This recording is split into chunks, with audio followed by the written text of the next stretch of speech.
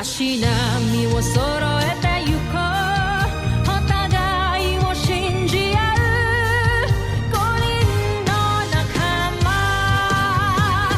バルテス5に預けた命飛ぶぜ宇宙の果てまでもみんなの笑顔持ち帰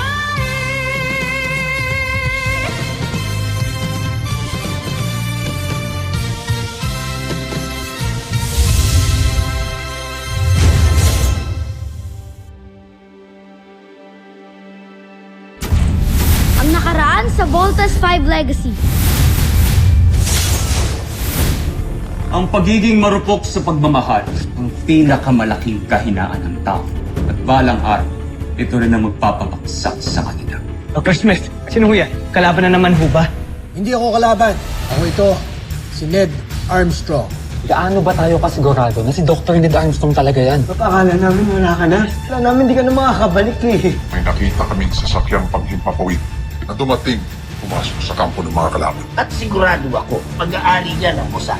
Sino ang sa kanya sasakyang panghimpapawid na yan? Isa siyang kapanalo na malaki ang may tutulong sa atin. Sana siya na talaga si Papa. My thoughts exactly. Hindi niyo nararamdaman ko. Niyakap niyo si Papa kanina, tapos ngayon, duda kayo? Bad nyo naman! Marupok ang puso ng mga tao. Mabilis sila magtiwala at magmahal. May sobra din silang pagpapahalaga sa kanilang pamilya, lalo na sa kanilang mga magulang. Nagagamitin natin para mataig ang mga piloto ng Voltas.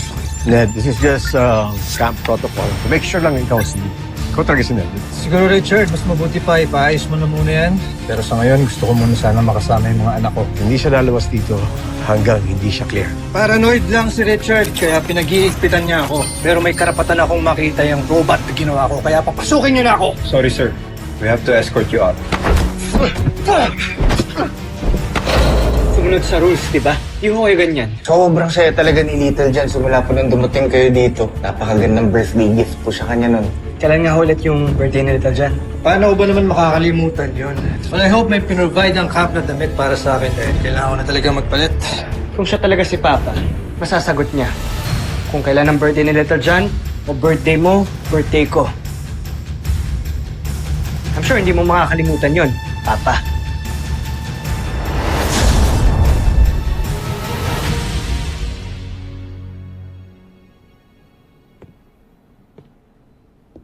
Ano ba ito, Steve? Pinagdududahan mo ba talaga ako? Sagutin niyo lang ho ang tanong ko. Kailan ho ang birthday namin?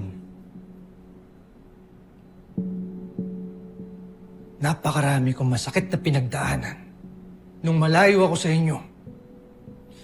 Tapos ito lang ang dadatnan ko. Sarili kong anak na pinagdududahan ako? Pagpasensyahan niyo na po si Kuya Steve ha. Medyo nahahaba na siya sa kapraningan ni... I'm sorry. Kung hindi mo masasagot ang tanong ko, hindi ikaw ang papa namin. Kailan?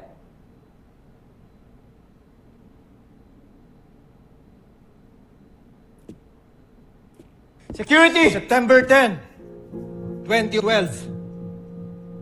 Pinanganak si Little John. May 8, 2004 naman si Big Bert. At ikaw, Steve, you were born on August 16, 2002. Kontento ka na ba sa mga sagot ko? O baka may gusto ka pang itanong?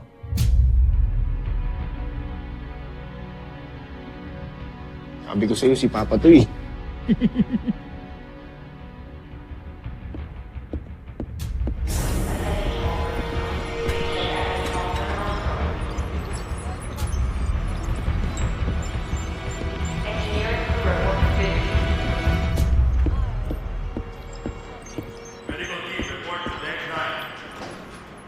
Pa, sensya na po kayo kay Kuya Steve ha. Pinagdududahan niya po kayo, pero wag po kayo mag-alala. Ako na pong bahala, kakausapin ko po siya. Tsaka magpahinga na po kayo. See you later.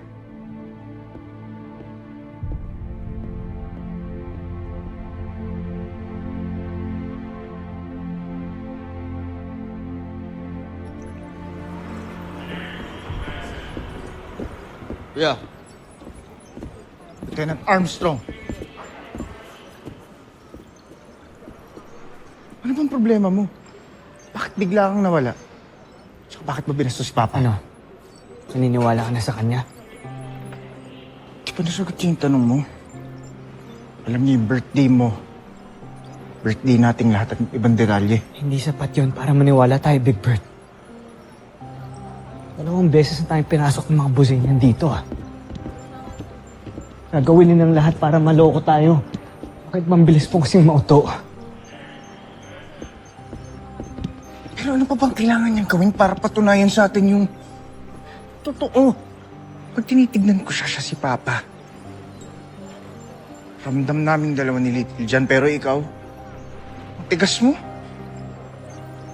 Palibasa simula na namatay si Mama, you never allowed yourself to love again. Oo. Para kay Jamie, ngayon kay Papa. Bato ka na.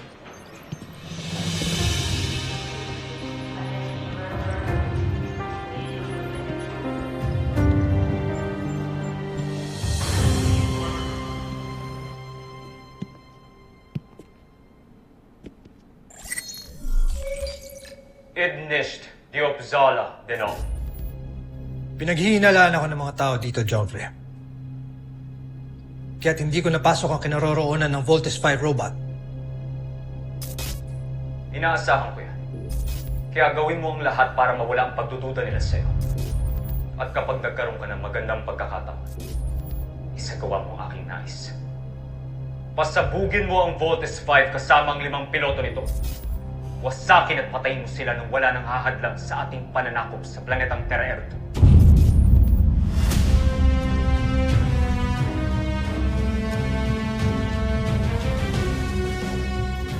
Mas mabilis mong matatapos ang iyong misyon. Mas mainam para sa iyong kaligtasan. Kaya isakatuparan mo agad ito.